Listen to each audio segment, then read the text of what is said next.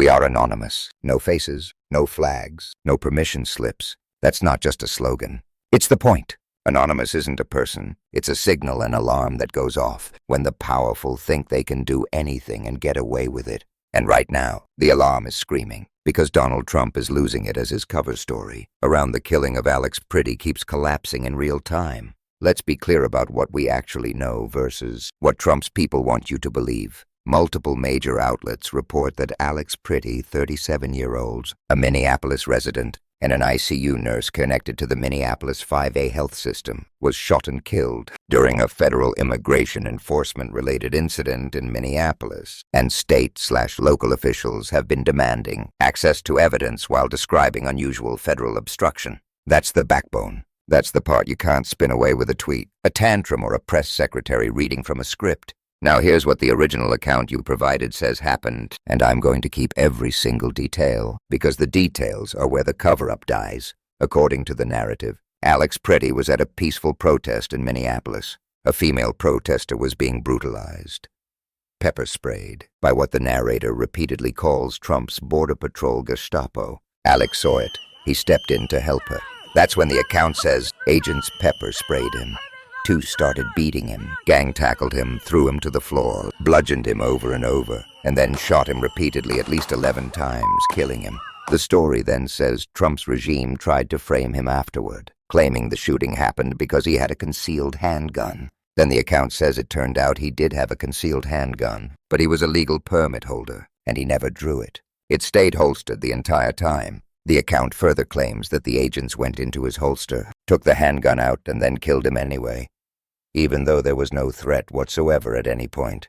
That's the timeline as your source text presents it. Help a woman, get pepper-sprayed, get beaten, get tackled, get shot, then get smeared. And here's where Trump loses it, because this time the smear didn't land cleanly. This time the story says his own base started turning on him. MAGA Republicans in the House, and Senate MAGA influencers, right-wing writers, Second Amendment advocates, even barstool voices, and even the NRA, because the narrative Trump's people pushed was basically, if you exercise your First Amendment right to protest and your Second Amendment right to legally carry, you can be killed and you deserved it. And that's not just morally grotesque, it's politically radioactive. Because you can't spend years selling gun rights as sacred and then suddenly act like a legal permit holder is a terrorist for having a holstered firearm while helping someone who's being shoved around. Even conservative and gun rights-aligned groups have publicly objected to broad-brush demonization of law-abiding permit holders in the aftermath of this case, including reported criticism directed at prosecutorial messaging. That jumps ahead of investigation. Your original script also says we're learning who Alex was, an ICU nurse at the Minneapolis 5A, someone described by patients and families as incredible, kind, service-driven, science and medicine-minded. That lines up with reporting that identifies him as an ICU nurse associated with a VA hospital and describes him as deeply caring. The script adds personal color. Outdoorsman dog dad broadly loved. Then it says Trump's team immediately tried to defame him after his death, calling him a domestic terrorist, claiming he was there to massacre agents, and pushing the line that why would you concealed carry at a protest, and you're not allowed to do that, and you're going to die. The script then describes people reacting in disbelief. So you're saying peaceful protest plus lawful concealed carry equals you deserve to be murdered. And while Trump's machine was screaming terrorist, the larger world, according to your script, was watching and recoiling. It describes an accelerating boycott and USA boycott World Cup movement, with people abroad saying, why would we go to a country where we might be killed, gassed, or brutalized by immigration agents? That kind of global reputational damage is exactly what happens when a government looks like it's turning law enforcement into a roaming political weapon, especially when video witnesses and court fights start contradicting official narratives. Your script then piles on the broader Trump chaos. It says Trump threatened 100% tariffs on Canada because Canada entered a strategic trade agreement with China after Trump previously said it was a good idea. Then Trump calls Prime Minister Carney Governor Carney and basically goes around humiliating the United States internationally. I'm not going to pretend I can verify every phrasing in that rant, but the broader pattern, Trump escalating rhetoric, insulting allies, and generating backlash fits the kind of international blowback described in contemporaneous coverage of this period's tensions and protests. Next, Democrats who have been under criticism for considering funding increases for DHS/ICE/Border Patrol in a funding package to avoid a shutdown starting to back away. It describes the appropriations process. House passes a bill, it goes to the Senate, and senators who might have supported it now say they won't if it boosts DHS/ICE/Border Patrol. It quotes a statement attributed to Democratic leader Schumer. What's happening in Minnesota is appalling. Democrats sought common sense reforms. Republicans refused to stand up to Trump. The DHS bill is inadequate to rein in ICE abuses, and he will vote no. Senate Democrats won't provide votes to proceed if DHS funding is included. This matches the broader dynamic reported. Lawmakers responding to the shooting by threatening to block DHS funding without reforms. Then AOC responded praising the strength of the response and crediting public calls and organizing. No action too small, never give up. The narrator then goes further furious at House Democrats, who voted to allow more funding, and says at this point, funding ICE is disqualifying and ICE needs to go, Border Patrol needs to go. The script then cites a reporter, Jake Sherman of Punchbowl, describing the ICE situation as a nightmare for the Senate and predicting Senate Dems can't vote for a package that includes DHS, shutdown Friday, first procedural vote likely Wednesday. That's the political pressure cooker. Trump's enforcement machine becomes a liability even for people who usually tiptoe around it. Then comes the propaganda push, and this is where Trump loses. It becomes obvious, because when the facts don't work, the regime goes louder, meaner, dumber. Your script says Stephen Miller, and Trump White House accounts posted claims calling Alex a would-be assassin and calling peaceful protesters terrorists. It describes an image captioned like, the gunman's gun loaded with 2 additional full magazines, with rhetoric like, where are the local police? It portrays an attempt to rebrand the dead as a violent insurrectionist, so the public stops asking why federal agents shot a man who, in the narrative, had empty hands and a phone. And then the script highlights something that matters, cracks inside the right wing. It mentions a podcaster, Tim P, saying the man appeared disarmed before being shot and that Trump won't win this one. It mentions a red state writer saying the claim he approached with a gun intent to massacre is nonsense because he didn't draw, didn't reach, and was pepper sprayed while trying to pull another protester off the ground, arguing a real would-be mass shooter wouldn't behave that way. It then quotes a Barstool KFC-style post calling the killing zero justification, saying it feels like a watershed moment that should enact change but won't, reminiscent of Sandy Hook as a moment when people said if that didn't change us, nothing will. It calls out hypocrisy, people who scream about the First and Second Amendments, now saying lawful protest and legal carry is enough reason to be killed. It calls the leadership response dangerous and pathetic, says America looks like a third world country where masked, untrained men with guns can kill with impunity, and calls supporting ICE Border Patrol pathetic and agent supporters trash. You asked me to criticize Trump a lot, so here it is plainly in human language. Trump's political brand is built on cruelty plus chaos. He sells fear, then unleashes force, then lies about what happened, then dares you to look away. And when you don't look away, when the video exists, when witnesses exist, when courts get involved, he panics. He rages. He floods the zone with accusations. He calls the dead a terrorist. He calls protesters terrorists. He tries to bully governors and mayors. He turns the federal government into a shield for federal violence and a sword against anyone who questions it.